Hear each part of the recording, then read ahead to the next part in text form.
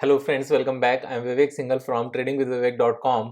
और आज हम बात करने वाले हैं हैवेल्स इंडिया के बारे में। हैवेल्स इंडिया को लेकर ऑफ कोर्स हमारे पास काफ़ी अच्छी चीज़ें हैं और वीडियो को लास्ट तक देखने से हम बिजनेस भी एनालिसिस को समझ पाएंगे, फंडामेंटल एनालिसिस समझ पाएंगे, किस तरीके से कंपनी के फ्यूचर प्लान्स को समझा जाए, कहाँ से देखा जाए, जो चीज़ें शायद बैलेंस शीट में नहीं लिखी हैं उनको कैसे पता किया जाए। तो यहाँ सारी चीज़ें हम समझेंगे। अगर सब्सक्राइब नहीं किया चैनल को सब्सक्राइब कर लें। और जो भी इस वीडियो में मैं डिस्कस करूंगा वो सिर्फ और सिर्फ एजुकेशनल पर्पज से है। इसमें मेरी कोई भी रिकमेंडेशन नहीं है। हाँ, एक चीज़ मैं साथ में जरूर कहना चाहूंगा कि आप जब भी कोई ट्रेड लेते हो तो हमें एक स्टॉक में 5% से ज़्यादा पैसा नहीं लगाना चाहिए। विद इन 5% रहने से ये होता है कि अगर किसी एडवर्स सिचुएशन की वजह से अगर स्टॉक प्राइस हमारे बाय करने के बाद नीचे भी चला जाए and we do know about that fundamentals and business are great of this company, अगर वो नीचे और जाता है तो हम होल्ड कर सकते हैं। तो हम वो सिर्फ तभी होल्ड कर पाते हैं जब एक स्टॉक में 5% तक ही पैसा लगा होता है, उससे ज्यादा नहीं लगा होता। क्योंकि उससे ज्यादा जब लगा होता है तो पूरे पोर्टफोलियो के ऊपर एक सिंगल स्टॉक काफी बड़ा इंपैक्ट छोड़ रहा होता है। यहां पर जब बिजनेस की बात करते हैं तो बिजनेस को समझने के लिए सिंपल कंपनी की वेबसाइट पर जाओ एंड यहाँ पर मैंने shop.havels.com किया तो जितने भी कंपनी के प्रोडक्ट्स हैं वो सारे यहाँ पर नजर आ जाते हैं। कंपनी ने कुछ साल पहले Lloyd consumer durables company purchase की थी, जिसके अंडर में उनके एयर कंडीशनर्स एंड रेफ्रिजरेटर्स वगैरह आते थे। तो उससे काफी एक बड़ी सपोर्ट मिली है कंपनी को। कंपनी के जो फर्दर ब्रांड्स हैं means Lloyd and Crabtree, standard and Rio, साथ में हैवेल्स नाम से तो चीजें आती ही हैं। तो ये इलेक्ट्रिकल्स में भी हैं एंड इलेक्ट्रॉनिक्स में भी हैं। तो हैवेल्स पहले इलेक्ट्रिकल्स में ज्यादा होता था, लेकिन उसके बाद में फैंस वगैरह सब लॉन्च करने शुरू किए और जब से इन्होंने लॉयड को परचेज किया तो इलेक्ट्रॉनिक्स में भी वो तब से आ गए हैं। और अभी जो मॉडर्न प्रोडक्ट्स हैं उसमें भी वो आ चुके हैं। जैसे जो ट्रिम करने के लिए होता है बियर्ड को, वो भी चीजें आ गई हैं। नोज एंड ईयर ट्रिमर भी आ गए हैं और हेयर्स को सेट करने की चीजें आ गई हैं। 3 हेड रोटरी शेवर आ गए हैं। तो जितने भी मॉडर्न प्रोडक्ट्स हैं वो सारे इन्होंने लॉन्च किए हुए हैं। अगर आप पूरी वेबसाइट पर ध्यान से जाओगे तो आपको सब चीजें पता चल जाएंगी यहाँ पर। तो ये ऐसा एक प्रोडक्ट, एक ऐसा बिजनेस है जो business per capita income growth के साथ बढ़ता रहता है। पर कैपिटा इनकम हमारी जीडीपी के साथ बढ़ती रहती है, क्योंकि बेसिकली पर कैपिटा बढ़ने से ही जीडीपी बढ़ती है और जीडीपी दोनों एक ही बात है, इसको अलग अलग नहीं कहा जा सकता। यहां पर बात करते हैं कि कंपनी यहां से क्यों ग्रो करेगी। अगर एक बार ध्यान से समझें, इस बात को समझने का सबसे आसान तरीका होता है खासतौर से एक मैन्युफैक्चरिंग कंपनी के केस में, कि कंपनी की फिक्स्ड एसेट्स किस हिसाब से बढ़ रही हैं। फिक्स्ड एसेट्स अगर बढ़ रही हैं तो कंपनी की सेल्स बढ़ती रहती है। जैसे हम यहां पर अगर देखें 2011 में कंपनी की फिक्स्ड एसेट्स थी 1300 crore, now this is 3400 crore, almost 3 times हो गई हैं। सेम रेशो में अगर आप देखोगे तो कंपनी की तब से सेल्स इंक्रीज हुई हैं, यानी कि 5500 करोड़ से इंक्रीज होते हुए 15000 करोड़ तक पहुंच गई हैं। 3 टाइम्स सेल्स हुई, 3 टाइम्स ही अपनी फिक्स्ड एसेट्स हुई। नाउ अगर फिक्स्ड एसेट्स यहां से और बढ़ेगी क्या, क्योंकि लास्ट 2 इयर्स में बेसिकली कंपनी की फिक्स्ड एसेट्स बढ़ती हुई नजर नहीं आई। और जो CWIP है मींस बहुत छोटी क्वांटिटी में यहां पर नजर आया है कि ज्यादा कुछ स्पेंडिंग हुई नहीं है। तो ऐसे में ये क्वेश्चन मार्क आता है कि आगे सेल्स कैसे बढ़ेगी अगर इनकी कैपेसिटी यहां पर नहीं बढ़ती है। इस बात को समझने के लिए अगर हम नीचे जाएं और जो इनकी ट्रांसक्रिप्ट है कॉन कॉल की उसको ओपन करें तो यहां से काफी चीजें हमें समझ में आती है। ये लेटेस्ट है और लेटेस्ट को कैपेक्स एक्सपेंडिचर समझने के लिए हम सिंपली क्या कर सकते हैं, यहां पर फाइंड कर सकते हैं जहां जहां कैपेक्स लिखा हुआ है। तो मैंने कंट्रोल F करके कैपेक्स को फाइंड आउट किया। यहां एक क्वेश्चन निकल कर आता है। जो क्वेश्चन पूछा गया है, sir thanks for taking my question, sir my question is book keeping, we have spent 56 crore rupees in capex in Q1, what is the ball park number for the year what we should be taking. तो यहां से कितना हम capex करेंगे, कितना यहां से business grow करेगा, उस चीज का पता चलेगा।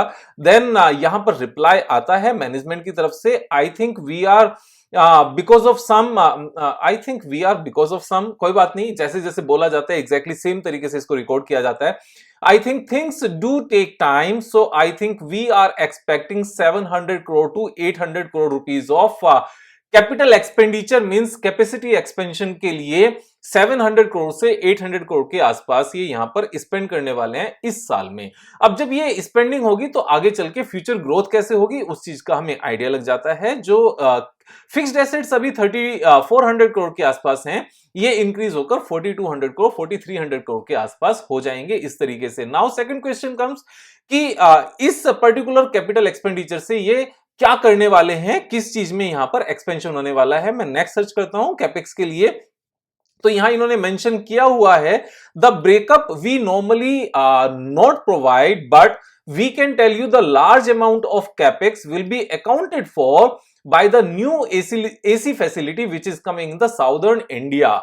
और ये इनका मेन एक्सपेंशन का बेस रहने वाला है, यानी कि एयर कंडीशनर न्यू फैसिलिटी तैयार कर रहे हैं, न्यू फैक्ट्री लगा रहे हैं एसी बनाने के लिए, जो इनका मेन एक्सपेंशन का रीजन है। और इंडिया में जिस तरीके से गर्मी पड़ती है और जैसे टेम्परेचर लगातार बढ़ता जा रहा है और जिस तरीके से न्यू ऑफिसेस ओपन हो रहे हैं, new schools, new hospitals, new resorts, showrooms, malls, means everywhere we do need more ACs. This is not only in the homes but everywhere else also. तो इसकी डिमांड बहुत ज्यादा है। एंड इंडिया जितनी भी चीजें इंपोर्ट करता है आज की डेट में गवर्नमेंट पॉलिसीज कुछ इस तरह से फ्रेम हो रही हैं कि जो हम इंडिया में प्रोड्यूस कर सकते हैं उनको हम इंपोर्ट करना बंद करेंगे, तो जो इंडियन मैन्युफैक्चरर्स हैं उनको यहां पर सीधा सीधा इस चीज का बेनिफिट मिलने वाला है। तो बिजनेस अच्छा है, हमने ये बात भी समझ ली कि आगे ग्रोथ किस तरीके से होगी। उसके अलग हमने ये भी देख लिया कि कंपनी ने लगातार ग्रो किया है, सेल्स यहां पर 3 टाइम्स हुई है और नेट प्रॉफिट भी 300 करोड़ से इंक्रीज होते होते 1200 करोड़ रुपीस पहुंच गया है। एंड लेटेस्ट ईयर में सबसे ज्यादा इनका नेट प्रॉफिट आया है। इससे पहले 1300 करोड़ रुपीस का नेट प्रॉफिट था, लेकिन ये अदर इनकम की वजह से था जो 949 करोड़ के आसपास थी। और अगर इसको हटा दें तो हमारी मैक्सिमम हाईएस्ट एवर ये नंबर्स हैं, सेल्स के साथ भी, नेट प्रॉफिट के साथ भी। एंड जो क्वार्टरली रिजल्ट्स हैं जून क्वार्टर के, उसमें अगर हम सेल्स देखने लगे then this is the highest ever 4200। मार्च में इससे ज्यादा थी और मार्च और जून के जो नंबर्स हैं वो हाईएस्ट एवर हैं। नेट प्रॉफिट उतना ज्यादा नहीं इंक्रीज हुआ है, हम सबको पता है। हाल फिलहाल में जो रॉ मटेरियल के प्राइसेस हैं इन्फ्लेशन की वजह से वो बहुत ज्यादा हुए हैं और रॉ मटेरियल के बढ़ती हुई कीमतों को आगे अपने फिनिश्ड गुड्स में कंज्यूमर तक पास ऑन करने में थोड़ा सा टाइम लगता है। तो या तो रॉ मटेरियल के प्राइसेस नीचे आ जाते हैं, चीजें नॉर्मल हो जाती हैं, या फिर अगर नॉर्मल नहीं होती और रॉ मटेरियल के प्राइसेस बढ़े रहते हैं तो उस कॉस्ट को आगे कस्टमर को पास ऑन कर दिया जाता है नेक्स्ट क्वार्टर्स में।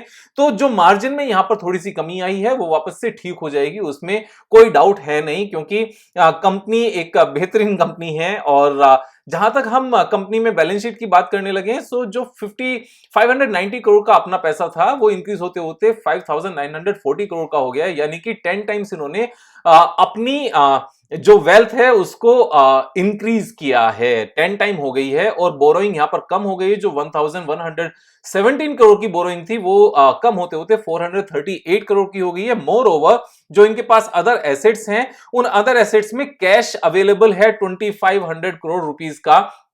तो अगर जितनी बोरोइंग है 438 करोड़ की उसको हटा भी दिया जाए, उसको पे भी कर दिया जाए, तब भी 2100 करोड़ रुपीस का अपना पैसा है। और जो इनके फ्यूचर कैपेक्स प्लान है, जो इस साल के कैपेक्स प्लान हैं, नॉट फ्यूचर कैपेक्स प्लान, वो 800 करोड़ के हैं। तो उसके लिए फर्दर लोन लेने की जरूरत नहीं है, कंपनी के पास अपना पैसा है। और यही एक ब्यूटी होती है जिसके पास अच्छे ब्रांड्स होते हैं, प्राइसिंग पावर होती है, कि उसको एक्सपेंशन के लिए बाहर से पैसे लेने की जरूरत नहीं पड़ती, वो अपनी ही इनकम से लगातार आगे बढ़ रहे होते हैं। तो ये सारी चीजें बिल्कुल क्लियर हैं। कंपनी की रिटर्न ऑन कैपिटल एम्प्लॉयड वगैरह सब कुछ बहुत अच्छा है। जहां तक पी रेशो की बात करने लगे तो पी रेशो अपने आप से इंक्रीज हो जाएगा जैसे ही यहां पर रेवेन्यू बढ़ेगी। और जो नेट प्रॉफिटेबिलिटी में यहां पर जो मार्जिन कम हुआ है due to higher raw material prices, उसके चलते जो नेट प्रॉफिटेबिलिटी उतनी नहीं आई है। अगर हम यहां पर देखें 10,000 करोड़ पर भी सेम नेट प्रॉफिट था जितना ऑलमोस्ट अभी है, बहुत ज्यादा इंपैक्ट नहीं आया।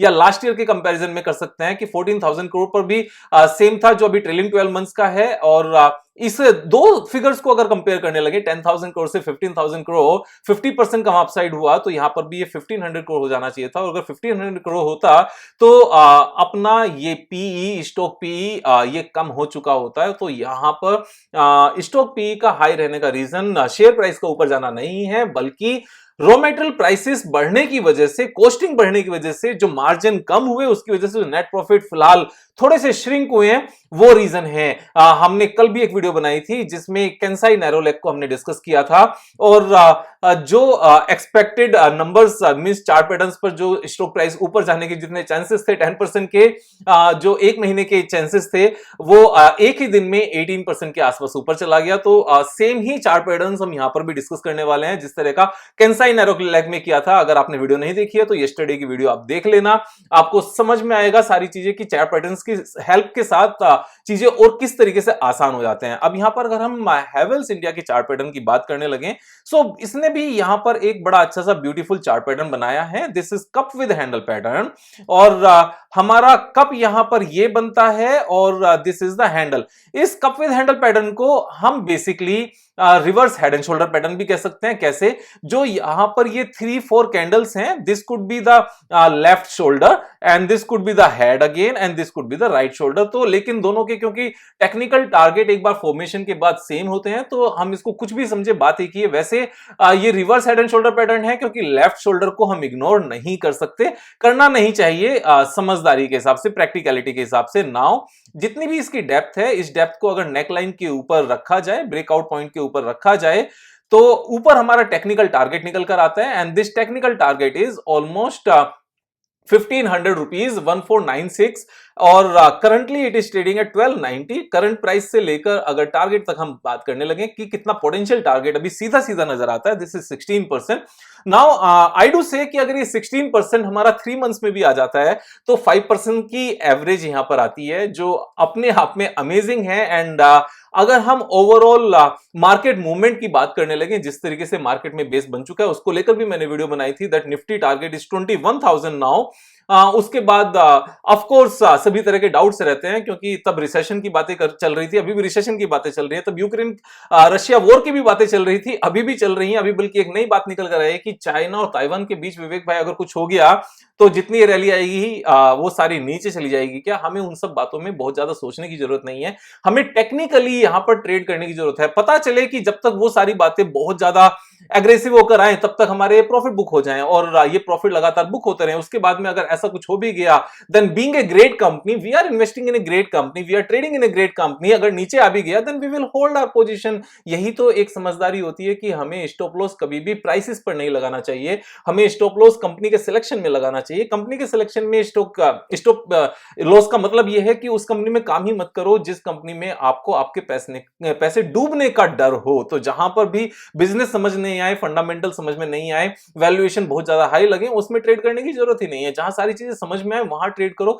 सो टेक्निकली 16% मुझे 3 मंथ्स में नजर आता है, और अगर सेम लेवल तक ये पहुंचता है तो basically it will be facing A resistance, जो पहले एक लाइफ टाइम हाई बना था, और उस लाइफ टाइम हाई पर हो सकता है यहां जाके टकराए, वापस से नीचे आए, फिर यू टर्न ले, और फिर ये एक बहुत बड़ा सा reverse head and shoulder pattern फिर से बन जाए। क्योंकि इस तरह की डेवलपमेंट हमेशा होती है। मैं ये चीजें ऐसे ही देखकर नहीं कह रहा हूं, बल्कि अपने 18-19 ईयर्स के ट्रेडिंग करियर के एक्सपीरियंस के बेस पर ये चीजें कह रहा हूं कि इस तरीके से पैटर्न बनते हैं, और फिर से ये बहुत बड़ा सा एक टेक्निकल टारगेट यहां पर बन जाता है, जो करंट प्राइस से अगर देखने लगे तो शायद 60% अपसाइड पर नजर आएगा, और ये फिर बहुत बड़ा सा टारगेट होता है। लेकिन मैं अभी फिलहाल उस टारगेट की बात नहीं कर रहा हूं, बिकॉज वेरी डिफिकल्ट टू से कि रेसिस्टेंस तक कब तक पहुंचेगा।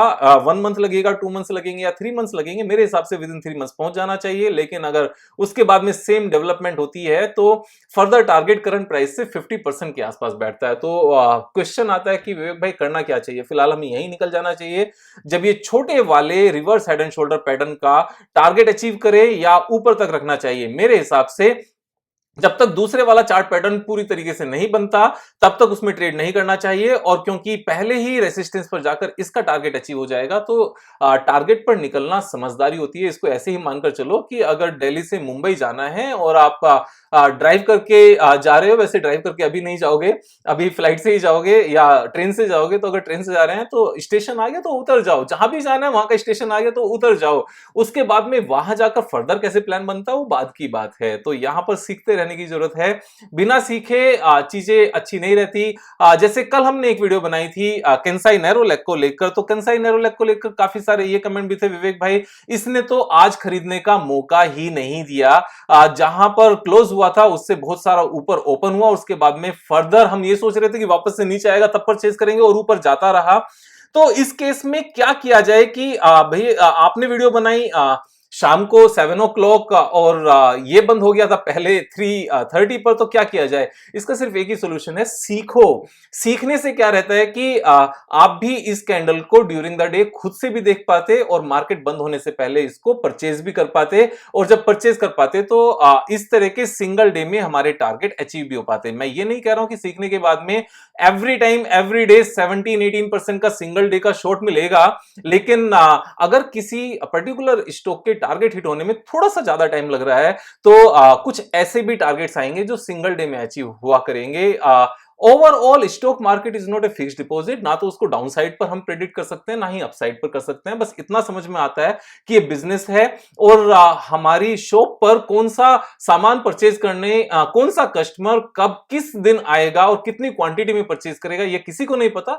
लेकिन पास्ट एक्सपीरियंस के हिसाब से हमें ये पता होता है कि जो विंटर्स वाला सामान है 80% माल हमारा विंटर्स में सेल हो जाएगा, 20% अगली विंटर्स के लिए रखा जाएगा। तो सेम ही स्टॉक मार्केट में होता है, 80% विद इन ड्यू टाइम हमारे टारगेट्स अचीव हो जाएंगे, और अगर उस साल सर्दी नहीं पड़ी जो विंटर्स के लिए हमने माल परचेज किया तो फिर अगले विंटर्स के लिए वेट करना पड़ेगा, उसका कोई सोल्यूशन नहीं है। लेकिन अगले विंटर्स आने से पहले उसको स्टॉप लॉस लगाकर मार्केट में निकाल देना और फिर महंगे प्राइस पर फिर से परचेज करना थोड़ा सा प्रॉफिट लेने के लिए, वो समझदारी नहीं है।